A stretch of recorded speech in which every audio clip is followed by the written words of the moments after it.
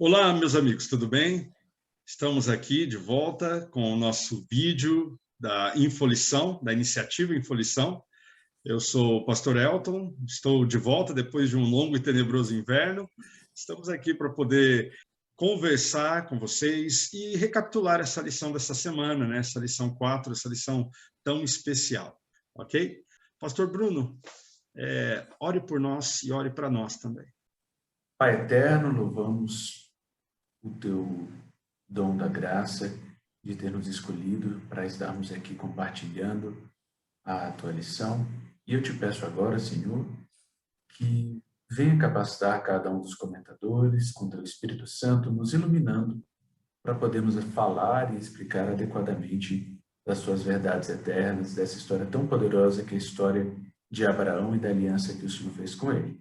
Também te peço que os professores e amigos que estão assistindo tenham o coração aberto e tocado por esse mesmo Santo Espírito e que saiamos aqui preparados, melhor preparados para levar adiante as suas verdades eternas. É o que nós pedimos em nome de Jesus Cristo. Amém. Amém. Ok, e a lição desta semana tratou sobre uma aliança eterna. Então, agora, o verso para memorizar se encontra em Gênesis 17, 7, onde diz: estabelecerei uma aliança entre mim e você, e a sua descendência no decurso das suas gerações, aliança perpétua para ser o seu Deus e o Deus da sua descendência. Adalberto, meu amigo pastor Adalberto, você pode comentar um pouquinho sobre tanto o verso que foi lido agora, né, verso para memorizar, e também a lição de sábado. Pode falar para a gente um pouquinho, por favor? É o terceiro momento, né, que Deus aparece a Abraão. Ele faz a sua aliança com Abraão em 3 etapas. Alguns dizem que isso durou 24 anos, né, entre o capítulo 12, 15 e 17. E aqui nele, no capítulo 7, verso 17, ele diz que vai então estabelecer a sua aliança, ou seja, restabelecer a aliança, reafirmar a sua aliança, né? E essa sua aliança é com Abraão, com a sua descendência, certo? E é a aliança que vai durar para sempre. É o que eu poderia enfatizar, eu destacar desse verso, né? Então, a parte de sábado, eu acho interessante essa lição, que ela faz aqui tem um resumo da semana, né? E aí você observa que ele faz um resumo, né?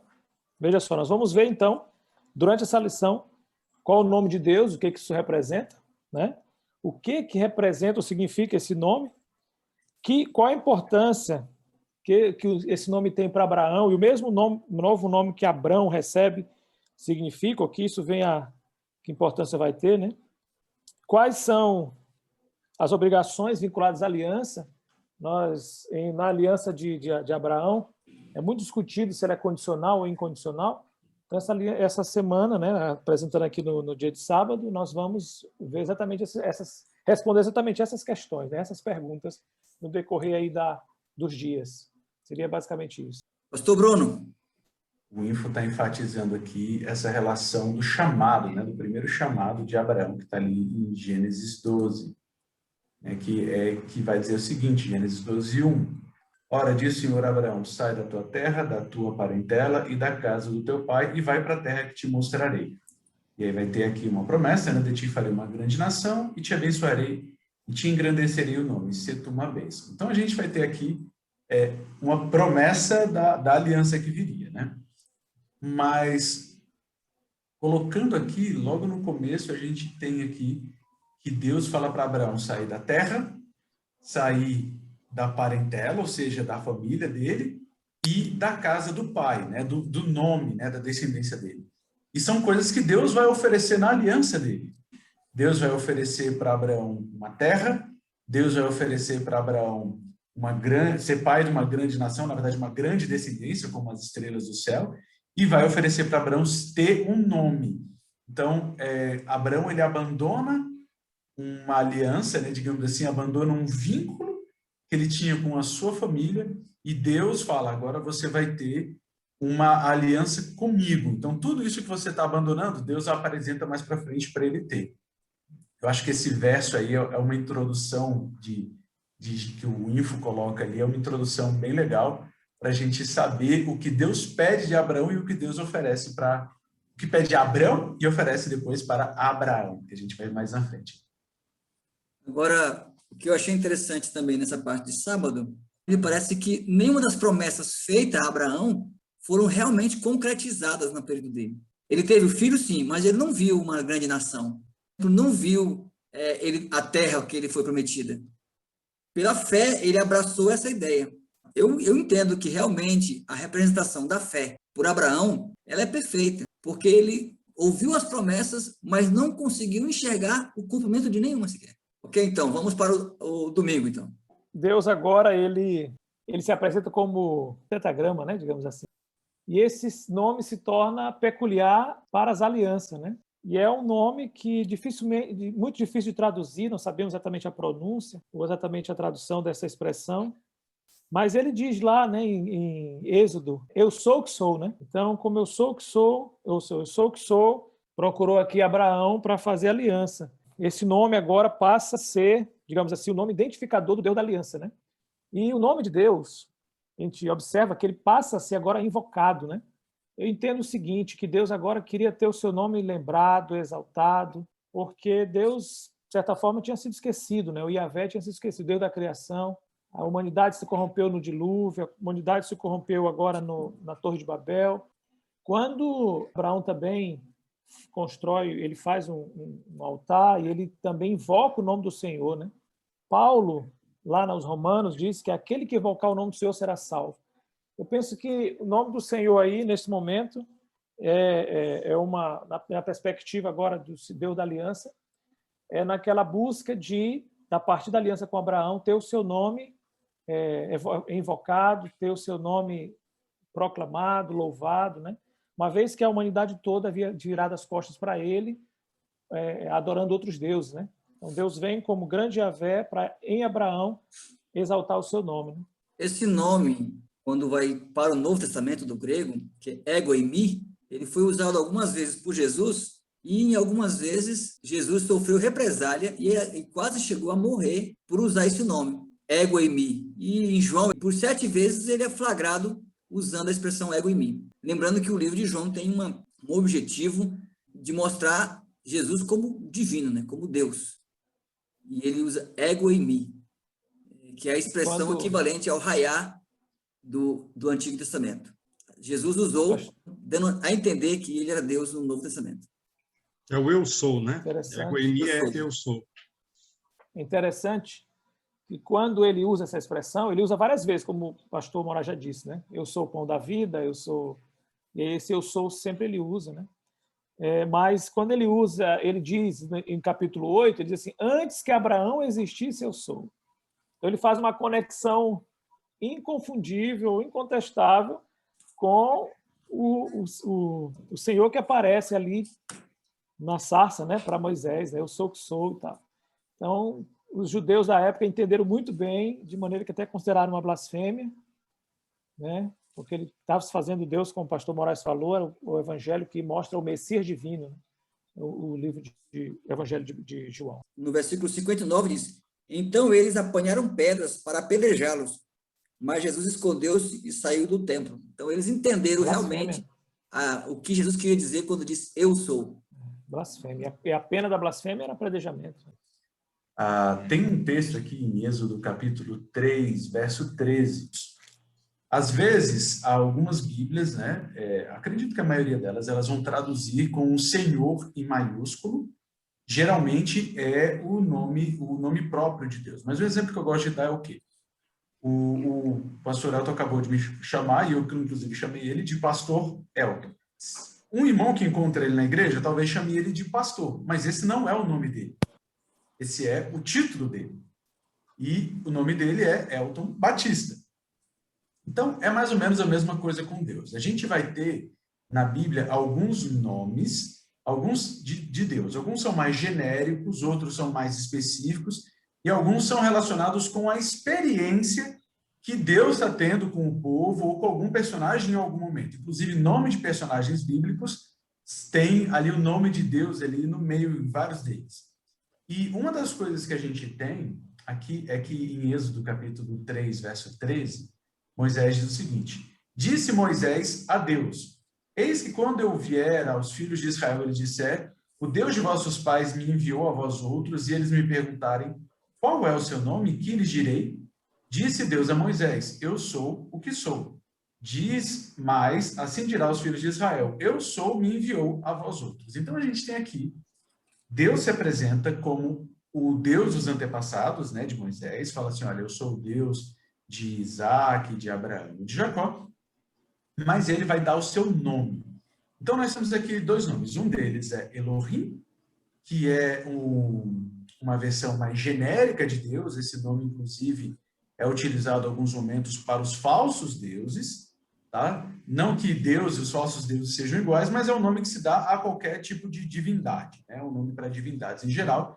E a gente vai ter também Yahvé, ou Yahweh, ou alguns vão chamar de Jeová, né? A gente não tem a pronúncia exata, porque a gente não foi colocado as vogais nesse nome, porque é um nome sagrado, que ele é o nome próprio de Deus. Então, usando o exemplo que eu usei com o pastor Elton, Elohim seria o pastor, é um nome genérico, é o título, e Yahvé é o nome próprio. Agora, pastor Moraes, se você me permite, já entrando aqui na lição de segunda, já pegando aqui digamos assim, puxando aqui já para a lição de segunda, e aí eu vou ser um pouquinho mais breve, a gente vai ter aí El Shaddai, que é o nome que Deus é apresentado, né?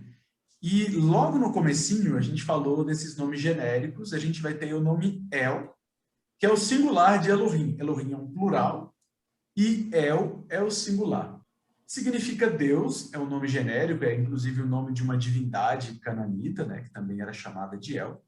Só que Deus, quando ele se apresenta como El Shaddai, Deus está sendo aqui, digamos que um tanto como redundante. Por que eu digo redundante? Porque primeiro ele se apresenta como Deus, se apresenta como divino, e depois ele se apresenta como Shaddai, que por si só é um nome, é um dos nomes, é um dos títulos de Deus.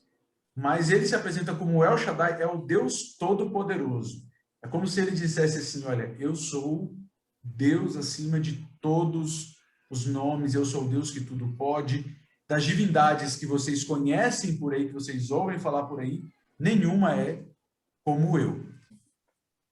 Então, aqui nós vemos que esse El Shaddai é uma maneira de Deus se apresentar como aquele em que Abraão tem que depender. E ele faz um contraste, que Deus é o Todo-Poderoso, fazendo assim um contraste com a situação de Abraão, que estava relutante em acreditar, em confiar plenamente em Deus, né?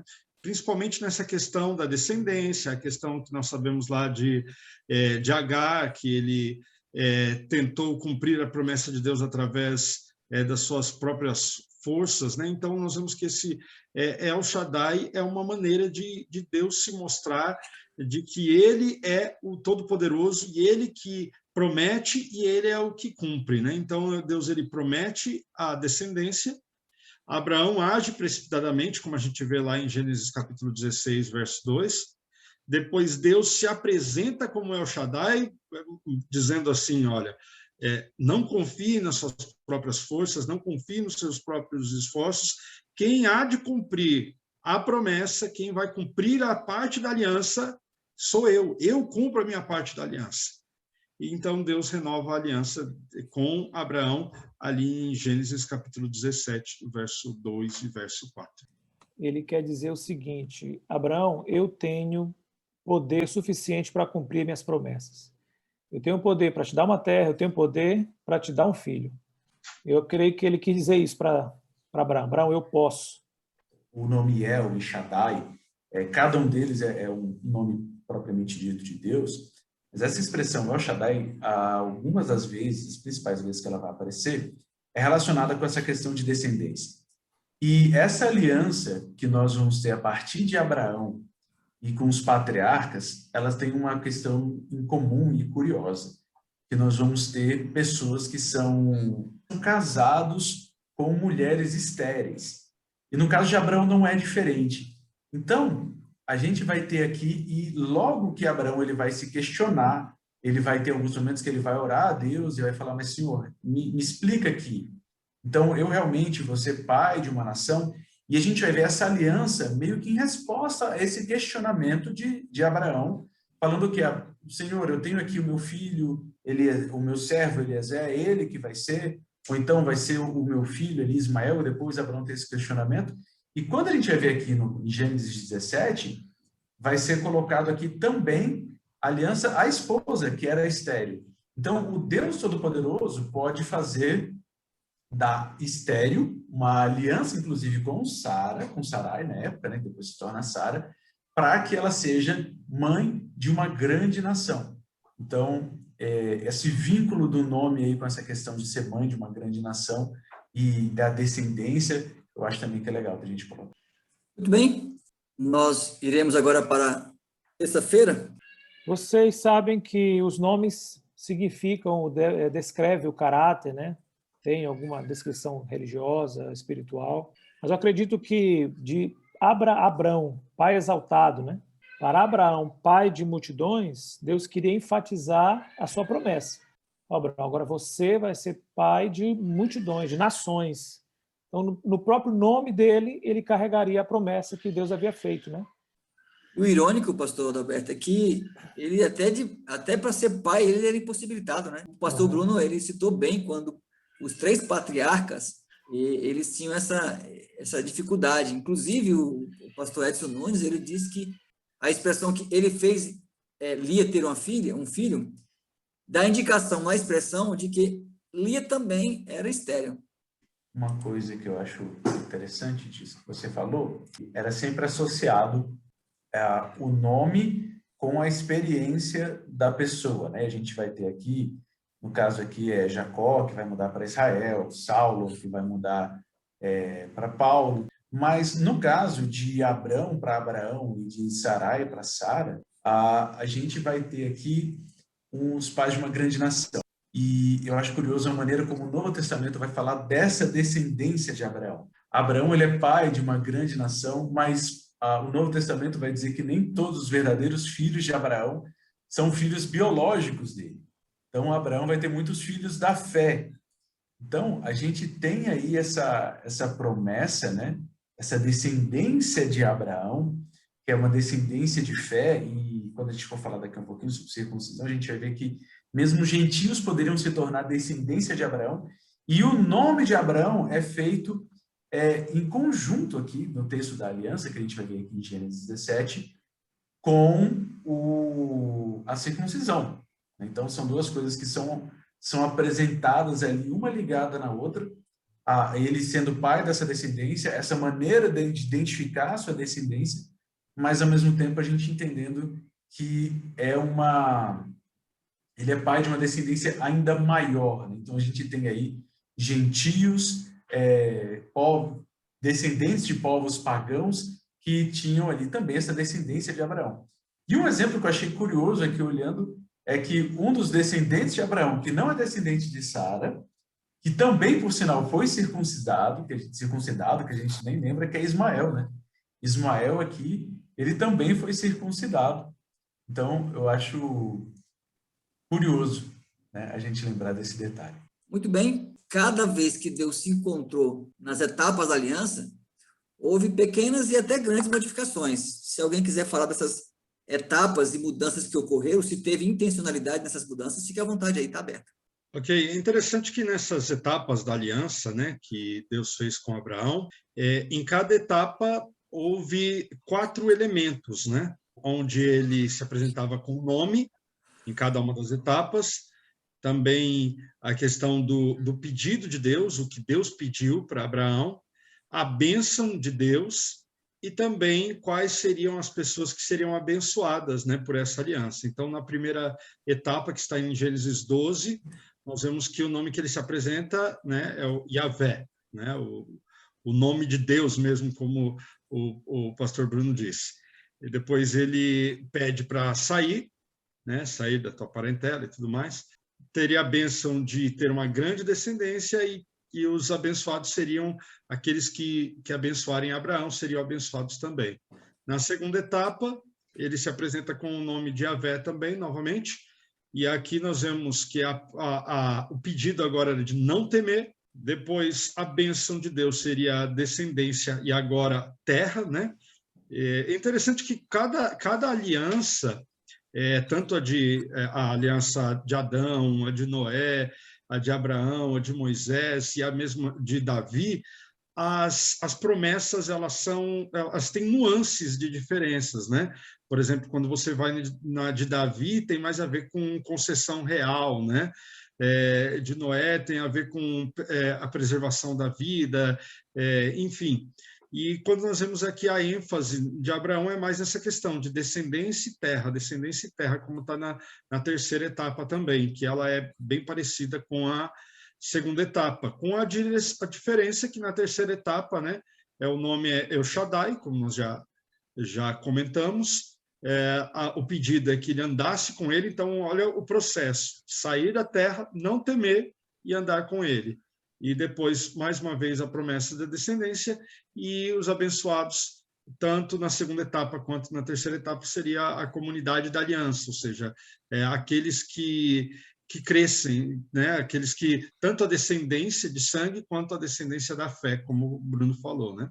Então, a cada renovação da aliança, Deus está confirmando o seu propósito divino estabelecido em Gênesis 3,15. Né? Então, eu estou falando bastante nesse info, mas é que eu acho interessante que, muitas vezes, eu lendo a lição durante essa semana, muitas vezes nós, adventistas, somos acusados de utilizar o argumento da progressividade, né, da revelação progressiva, como sendo uma artimanha, né? Eles falam assim, vocês adventistas, quando vocês querem usar uma válvula de escape para as interpretações de vocês, para a maneira que vocês usam essa carta na manga, né? Que é revelação progressiva.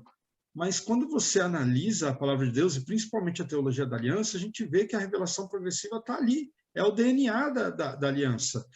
Cada aliança que vai surgindo, cada etapa da aliança, não só as etapas aí de Abraão, mas as etapas anteriores que nós já falamos, né, nos outros infos, né, nas outras semanas, nós vemos que a revelação de Deus ela é progressiva, né? Que Deus ele vai se revelando aos poucos e ele não vai abolindo o que ele disse anteriormente, mas ele vai adicionando coisas novas, né? Então, eu acho interessante. Isso a gente pode ver aí na aliança abraâmica também. Muito bem. Eu creio que o pastor Adalberto poderia nos contribuir bastante nessa questão das obrigações das alianças. A gente tem um ponto na aliança aí, que é o fato de só Deus ter passado entre os animais cortados, né? E alguns veem isso como uma aliança unilateral, alguns gostam de chamar assim, onde Deus tomou para si a responsabilidade, independentemente da resposta ou postura de Abraão, né? Mas no decorrer dos textos, você vai observar algumas coisas interessantes.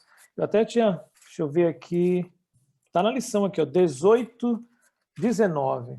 Eu vou ler aqui. Porque eu escolhi para que ordene a seus filhos e a sua casa depois dele, a fim de que guardem o caminho do Senhor e pratiquem a justiça e o juízo, para que o Senhor faça vir sobre Abraão o que tem falado a seu respeito. Interessante, né? No capítulo 26, 4, olha só. Multiplicarei a tua descendência como as estrelas dos céus e lhe darei todas essas terras. Na tua descendência serão abençoadas todas as nações da terra. Aí vem o porquê, né? Porque Abraão obedeceu a minha aliança e guardou os meus mandatos, os meus preceitos, os meus estatutos e as minhas leis. Então ele vai dar. Por quê? Porque Abraão guardou, é o que dá a entender o texto, né? E a gente observa que Abraão tinha que guardar a aliança, tinha que agora ensinar sua família, seus filhos a também guardar, circuncidar. Há um texto interessante que diz que acho que é o 17, né, capítulo 17, se não circuncidasse, seria eliminado do meio do povo, né? O incircunciso que não for circuncidado na carne do prepúcio, esta vida será eliminada do seu povo, quebrou minha aliança. Então eu vejo aí condicionalidade e incondicionalidade, né? Ou seja, Deus não depende do ser humano, a vinda do prometido, do filho, né? A gente vai ver depois no Novo Testamento. Mas as condições para que a aliança fosse realizada, Abraão tinha que cumprir, né? É como se eu tivesse agora 10 mil reais para depositar para o pastor Elton. Eu disse, pastor, eu tenho aqui 10 mil reais para você. Aí ele dizia, não, pastor Alberto, mas eu não tenho uma conta. Abre a conta para mandar o dinheiro para ti. Você só precisa mandar a conta, né, para que eu não tenha conta, abre e tal. Então, assim, essa conta é as condições que eu preciso para te dar a bênção dos 10 mil, né? Então, Deus também precisava que Abraão preparasse, digamos assim, o ambiente, né, o cenário para que Deus cumprisse a sua promessa. Temos agora 2 infos, né? Um deles trata do rito da aliança, e o outro especificamente da circuncisão. Ok, nesse estudo adicional, né, a primeira parte, nós vemos aqui, a introdução diz que Deus utilizou uma prática comum entre os povos mesopotâmicos para mostrar o seu compromisso com Abraão, né? E esse rito estava dividido em 4 partes. A primeira parte, né, desse rito era estabelecimento da promessa. Então, no verso 1 ao verso 6, Deus estabeleceu a promessa. Ele, mais uma vez, ele disse que iria cumprir a promessa. Depois, na segunda parte, ele já pede para que Abraão faça algo, né? Então, no verso 9, ele fala, né, para preparar sacrifícios, e fala ali os animais, ele fala ali da cabra, do cordeiro, fala da pomba, da rolinha, enfim. No verso 3, fala para o corte dos sacrifícios, né, que os sacrifícios eles deveriam ser cortados, né, e depois, no verso 4, nós vemos através desse fogo que passa pelas partes do sacrifício, né, como sendo um sinal de que Deus aceitou esse sacrifício, né? Então, bem interessante esse ritual que foi feito, e que Deus usou esse ritual para poder mostrar, né, de que ele estava de acordo com Abraão, que eles firmaram um acordo, né? Então, isso fez parte, é uma parte da aliança, né? Abraão, ele queria uma garantia, né? Senhor, que certeza, que segurança eu terei. Aí então Deus diz, olha, pega os animais, corta. E ele ficou esperando o dia todo, né, como nós sabemos. E ele passa dizendo, eu comprometo a minha própria vida, né, para te dar segurança de que eu vou cumprir a minha promessa. Eu sou a garantia, né? Eu Deus sou a garantia. Eu sou. Muito bem, a parte final aí, a circuncisão.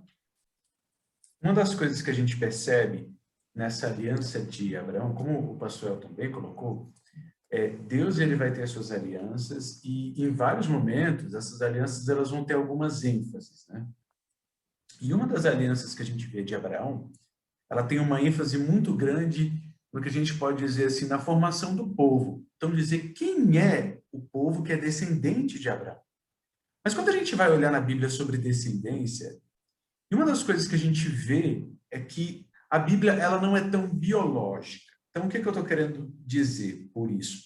Que nós vamos ter, por exemplo, a lei do levirato, onde um filho que é reconhecidamente de outro pai vai ser descendente do marido anterior de uma viúva.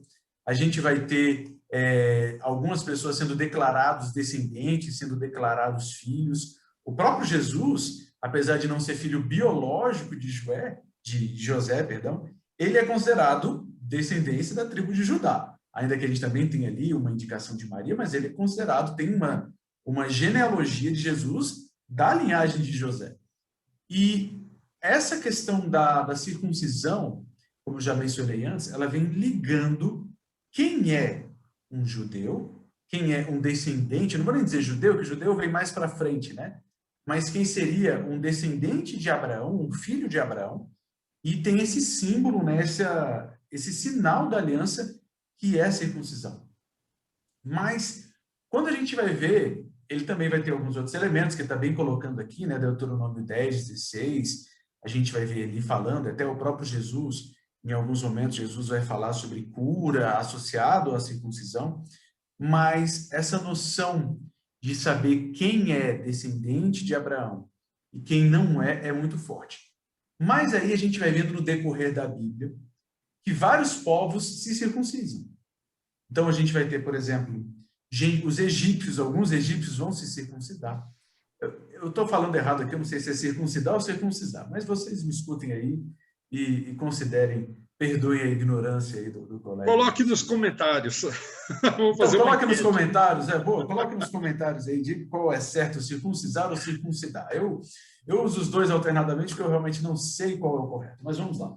Então, você vai ter aí os egípcios, os gentios, nós vamos ter uma figura bem conhecida aí, né, que é o Caleb, que a gente vai ver que Caleb, ele é reconhecidamente o filho de um povo pagão, que é dito que Abraão iria tomar a terra deles, ele é também considerado descendência, é considerado povo de Deus.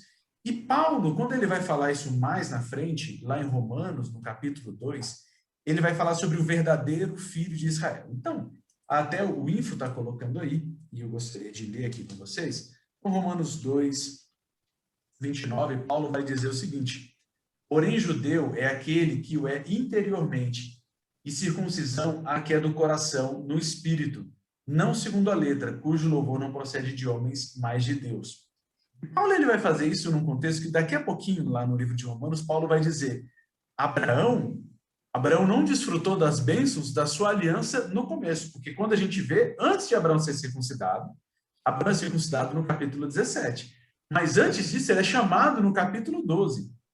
E aí vai ser dito que Abraão creu, lá, antes da circuncisão, vai dito que Abraão creu, isso lhe foi imputado por justiça. E Paulo vai falar, Abraão realmente, ele recebe umas bênçãos dessa aliança, que ele identifica também como sendo a nova, e ele vai falar aqui que a verdadeira circuncisão é a circuncisão do coração. Agora, nós vamos ter alguns textos da Bíblia que vão falar da circuncisão do coração. Então, nós vamos ter, por exemplo, Jeremias 4:4, Deuteronômio 10:16 e Deuteronômio 30, verso 6. De todos esses, só Deuteronômio 30, verso 6 vai falar da circuncisão do coração e não de circuncidar o prepúcio do coração. Então, a gente entende que Paulo provavelmente está fazendo uma referência a isso. E aí que vem o que eu acredito que é a cereja do bolo. Porque quando Paulo vai citar Deuteronômio 30, verso 6, é dito, a gente até comentou antes na lição, é aquela cláusula de misericórdia de Deus. Então, Deus ele faz aliança, ele apresenta as bênçãos e as maldições, como o pastor Elton me colocou, que é comum nos tratados hititas, mas a gente tem o capítulo 30, que é uma coisa que não existia nos tratados hititas, que é o quê? Deus ele falando, vocês vão quebrar essa aliança que eu fiz com vocês, vocês vão quebrar. Vocês vão ser, sim, mandados para o exílio. Vocês vão, sim, servir um outro povo. E eu vou ter misericórdia de vocês. E aí vem esse texto belíssimo que diz aqui, Deuteronômio 30, verso 6. O Senhor, teu Deus, circuncidará o teu coração e o coração da sua descendência para amares o Senhor, teu Deus, de todo o coração, de toda a tua alma, para que vivas. Então, aqui Paulo está falando para um povo judeu que já quebrou essa aliança, que já foi disperso entre as nações, que já foi tratado como gentio para dizer o quê? O verdadeiro povo de Deus é o povo de Deus que tem a verdadeira circuncisão, a circuncisão do coração.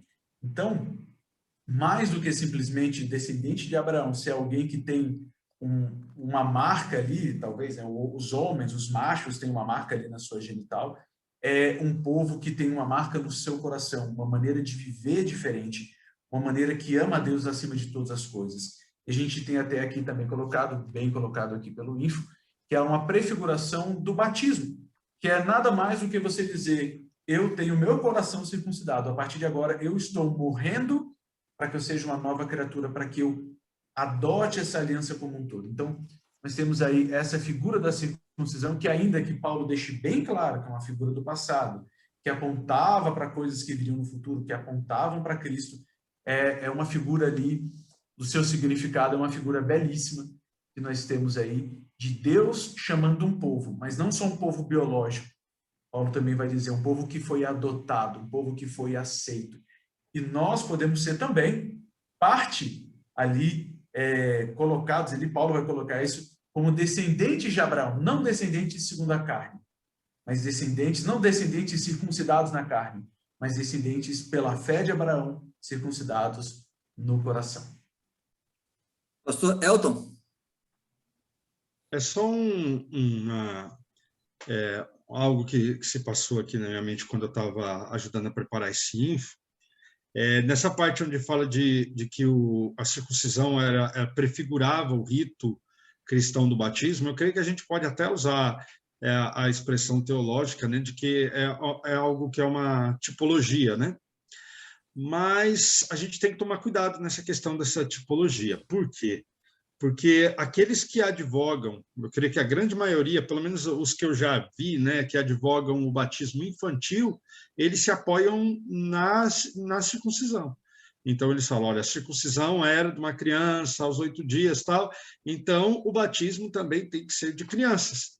Então, eles usam essa tipologia para advogar algo da tradição deles, mas eles ignoram que o relato bíblico, né, o testemunho bíblico é de batismo através de crença, né, o batismo daqueles que creem.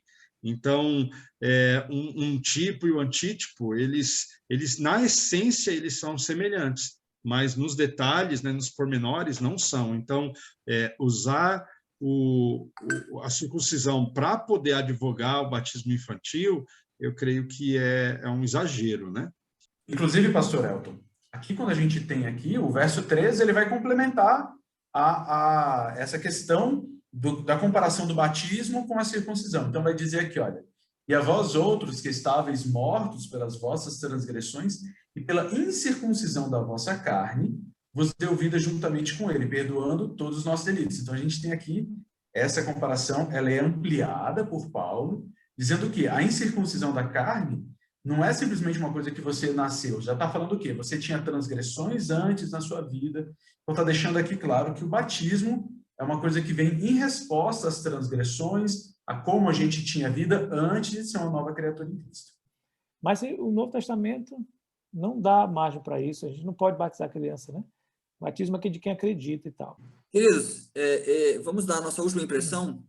Eu quero ressaltar nessa semana que Deus ele foi benevolente, misericordioso com Abraão, que o nosso Deus de hoje, ele tem a mesma paciência que tem conosco. Quando às vezes quebramos a aliança, ele sempre está disposto a reatar essa aliança conosco, cada dia. Ele é fiel, né? Deus é fiel, ainda que não sejamos. E eu fico às vezes pensando, né? Às vezes nós temos tipo um casal, né? Um casal, e um engana o outro por um bom tempo. Faz aquele outro sofrer e tudo mais, aí você pergunta, cadê Deus que não faz nada? Deus está sendo misericordioso com aquele que está errando, para que ele possa, então, corrigir o seu caminho e restabelecer a sua comunhão com Deus e com o seu cônjuge, né? Então, é esse Deus que eu vejo aí.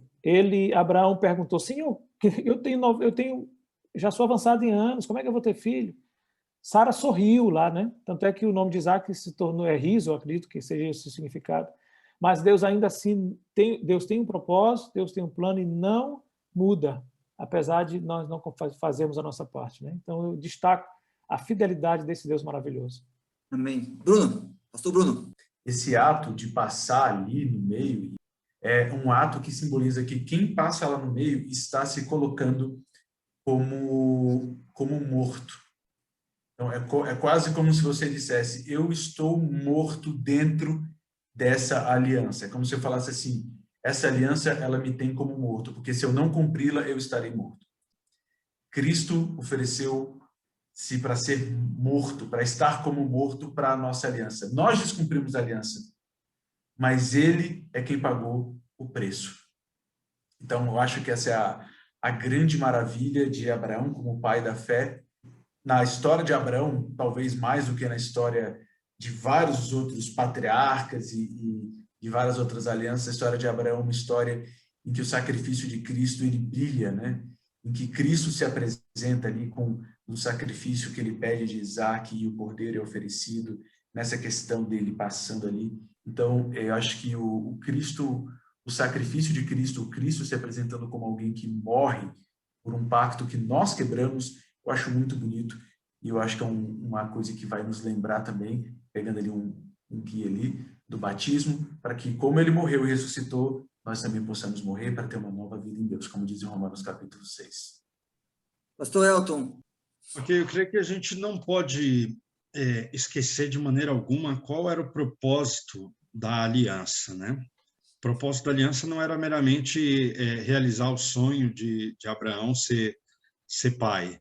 Não era somente realizar um capricho humano, mas tinha um propósito lá na frente, né? Que era a salvação e a vida eterna. E através de Abraão que surgiu o povo, e através daquele povo surgiu o Messias, e do Messias veio a salvação e a vida eterna. Então, eu estava vendo um vídeo esses dias onde fala da pregação, que muitas vezes a gente faz uma pregação existencialista, né? A gente lê o texto bíblico só pensando no lado do ser humano, e a gente esquece de ver que a Bíblia, na verdade, não é uma revelação do ser humano. A Bíblia é uma revelação de Deus, do plano de Deus, da história da redenção. Então, eu creio que é bonita a história de Abraão, é bonito o relacionamento dele, a questão de Isaac e tudo mais, mas tudo isso era um detalhe de uma história mais bonita ainda, que é a história da redenção, né? Então, Deus, ele escreveu em letras, em caracteres humanos, a sua história de amor, né, para a sua raça humana. Então, isso é lindo demais, né? A aliança é isso, é a história de amor de Deus por nós. Vamos orar? Poderoso e eterno Deus, gratos somos porque o Senhor está conosco, porque o Senhor fez uma aliança com Abraão e também disponibilizou essa aliança de fé conosco também. Querido Deus, se muitas vezes nós relutamos em aceitar essa bênção, essa salvação, querido Deus, que o Senhor, através da tua misericórdia, faça com que aceitemos a tua salvação e a tua vida eterna, Senhor. Continue conosco a cada momento, abençoe esse projeto em fruição e abençoe a todos que de alguma maneira estão envolvidos. Em nome de Jesus nós oramos. Amém. Amém. Amém.